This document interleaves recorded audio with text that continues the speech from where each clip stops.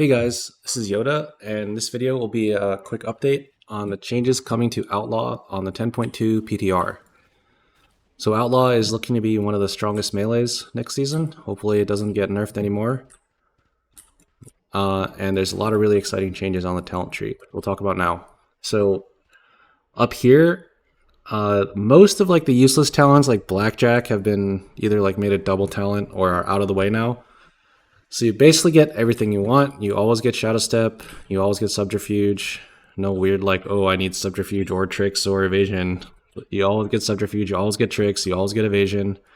You always even get Shadow Step. You can even always get 3-Minute Shroud, which is new. You get AoE Blind, which is a new toy. And then you still have some talent points to play around with. Right now I have like extra sprint speed or extra feint, but it could easily be Shiv, Iron Stomach, Superior Mixture, like any of these are all viable. So that's good. A lot of unclogging up here. Down here in the damage portion, we will always get Night Stalker and Shadow Dance, Deeper Stratagem, Alacrity, Soothing Darkness. Then here we have some choices. I'm always going to play Acrobatic Strikes and Mythic Plus. I think it's a damage gain over like every talent. In a raid, you could drop it for lethality on some bosses if you know you're not going to lose damage by having to walk out. But most of the time you're going to want this. And then if you're playing Keep It Rolling, you drop Vigor for Echoing Reprimand, so you play like this. Personally not a fan, but it could be good, especially in multi-target raid fights. On the right, we do have quite a few new toys. So the first one is Crack Shot. Basically, this says if you're in a stealth window, so Shadow Dance or Subterfuge or your opener, Between the Eyes has no cooldown and also dispatches an extra time for 75%. Used to be 100, but you know, we got nerfed. So what this changes is on live, most of the time you're going to be not vanishing and Shadow Dancing off cooldown. You use them to keep your like Ambush, Fan the Hammer cycle rolling. We still have that cycle, but you're not prioritizing it as much as you are your Crack Shot windows, which means you're vanishing and Shadow Dancing off cooldown. Hidden Opportunity caught a nerf. It was a little bit too strong before. Now it says 80% effectiveness instead of 100. These things happen. It's okay. We also got Ghostly Strike. Now it's off cooldown, and it does drain your energy, but it does 15% increased damage now instead of 10. So this gives you like really crazy good prio damage, and it's really good on single target too, so we're always going to be playing this. This is Underhanded Upper Hand. It is probably the coolest thing happening to Outlaw, this and Crackshot. So reading from the bottom up, stealth abilities can now be used an extra 3 seconds. Basically it means Subterfuge is now 6 instead of 3. Adrenaline Rush does not lose duration while stealth, that counts Subterfuge. So your Adrenaline Rush uptime is really high. Then a couple of maintenance buffs. Blade Flurry doesn't move during Adrenaline Rush, and S&D doesn't move during Blade Flurry. So like, you know how on live, especially when you get Grand Melee, you have to like push Blade Flurry, then your S&D is going to fall off, so you have to push that. Now you pretty much never have to push those. You know, sometimes you'll have to maintain them, but the number of uses is going to be a lot lower. This is a really good talent for Outlaw. We're really happy. Up here, some stuff has been moved around. The main thing is now there's 2 rows of like pure utility, so you almost never have to choose between utility and damage anymore, which is great. Some of the new toys we're getting are Float Like a Butterfly. Like before, you would never take this because it fought with the damage talent, but now you can take it, and you almost always will, because you need to get it first use versatility. Basically means your evasion has super low cooldown. It lets you cheese some fights, like in Black or Cold, there's a guy that dashes, and you can evasion like almost all of them with this. Another toy we got is Precision Shot. This is going to be really useful in high keys or maybe even progression rating, where it makes the target deal 5% less damage to you. Outlaw is already really tanky, and this is just going to make you like over the top tanky. Most of the damage talents here are going to be what you play with the Hidden Opportunity build, especially the Between the Eyes talents. There's one flex point right now I have in Heavy Hitter. You can also choose Swift Slasher and Deft Maneuvers. Deft Maneuvers is better for AoE. Swift Slasher is better if you have high haste, which I don't have right now.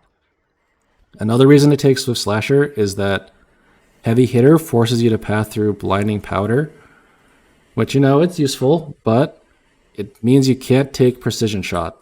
And this talent is like maybe necessary. It's hard to tell right now. It's for super high tyrannical or progression rating maybe, which means you would play Swift Slasher or Deft in order to get Precision Shot. Like you can do this basically to get Precision Shot.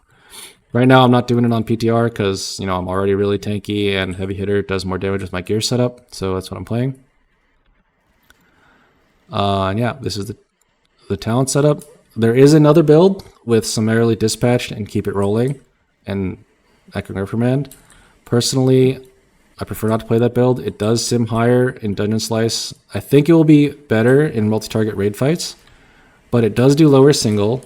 And if you ever die or go on an elevator or your tank setting up a pull or you have to wait for RP, then it does lose quite a bit more value than Hidden Opportunity would lose. They both builds will lose in those situations, but Hidden Opportunity I think has an easier time rebuilding because you can vanish to build combo points and like reset up all your buffs, or not vanish, sorry, ambush in your stealth window in your opener to reset up all your buffs, whereas Keep It Rolling is going to have a much harder time. So yeah, this is my preferred build. We'll go over the tier set next. So we have 15% increased chance of Sinister Strike hitting an additional time. That's really good. It keeps your rotation smooth. And then the 4 set has been changed. So before, it would extend the extra buff you got to 40 seconds. So your strat was get True Bearing to be your longest buff, and then wait for everything else to fall off, roll again, and refresh True Bearing, and you could do that to keep it 100% uptime. Can't do that anymore because it refreshes all the buffs to the same duration. So the new strat, at least with Hidden Opportunity, is you do like a fake roll free combat, and then get loaded dice, and then when you loaded dice, you get 3 buffs with this. As long as you have 1 buff already, if you use loaded dice and roll, you get 3 buffs. If you don't have loaded dice, you get 2 buffs, right? So the strat is just to keep 3 buffs forever. 3 buffs is like a pretty good state to be in, and it's pretty hard to get more value out of the tier set than that, so that's just the strat now. Embellishments have changed a bit. The damage proc embellishments like Toxic Boots have all gotten nerfed, Shadow Flame nerfed, and Spore Cloak got buffed. That gives you a flat verse buff. We like verse. So I'm pretty sure you're going to be playing Spore Cloak in all scenarios. Also, crafted gear is now 483 max, whereas mythic gear is 489. So you want your embellishments endgame to be like low impact pieces like cloak or neck. So that also means you're probably playing Lariat, which is the same Lariat as Season 1, or Season 2 rather. You need gems to make this work, so maybe not early on. Endgame you're going to be using Lariat, and you're definitely going to be using Spore Cloak. Weapons and trinkets are mostly good from the raid. The dungeon trinkets are actually all like horrendously bad for Outlaw. They all give haste or mastery. So you're going to want to raid. Annihilating Flame and Pips are probably the best ones. This mirror is actually okay from dungeons, but it's not great. At least it doesn't give haste or mastery, right? The rest are all give haste or mastery or are bad. So you want this if you can only do dungeons. You can also use the Alk Trinket if you don't have access to raid trinkets. The one that gives verse is good. And the jewel crafting one is okay, but hopefully by that point in the season, like if you have enough sockets to make the jewel crafting one work, then hopefully you have a raid trinket instead. Hopefully. But yeah, that is an option. Weapons, Thorncaller's Claw, I think is the best. It does give you lower stats, but the damage proc makes up for it on single target. On AoE, it's not as good, but you know, whatever. Offhand, this item is from the raid. You can carve out whatever. Basically, the effect is you get 10% leech below 50. There are a few other effects, but this is the best one I found. This is not actually the Biss offhand. The Biss offhand, I believe, is from a dungeon, is from Dawn, and it's currently available on Live 2. It's Nick of Time. So you're going to want this from your vault, but you know, early on you can just upgrade one from a dungeon. Time Strike is worth more than Leech, I think, so yeah, this is going to be the best offhand. Alright, so that's the items, that's the talents and the tier set. I'll do a short little demo here. I'm not going to do like 5 minutes like last time, just so you guys can see the roll. So the opener did change. Before you would AR roll, or at least we thought you would AR roll. Now it's roll beforehand and then do your buffs. So remember, we have underhand, upper hand, so we're gonna roll. Oh, we got True Bearing. That's great. And then you can just Blade Flurry, Stealth, AR, Slice and Dice. All that you can do like out of combat.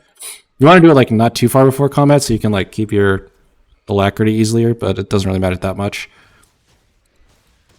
Then I'll just show the opener. So you open from Stealth with Ambush, play your Crack Shot window. After your first window, you can roll. We have 3 buffs, and our plan is just to keep these buffs forever. In Stealth, you want to build with Ambush most of the time, and then if you have Broadside and Fan procs, you can build with Fan too.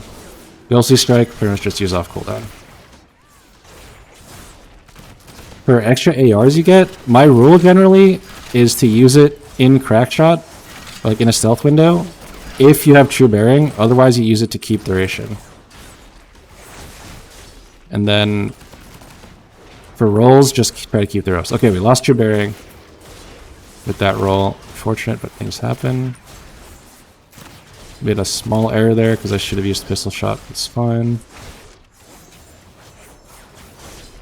Actually going to drop AR here, so as you can see, it is quite a bit nerfed from last time. Still think I keep 3 buffs. It's going to be really close. Actually, with that, count the odds, I should keep it. So we're going to AR roll, keep 3 buffs.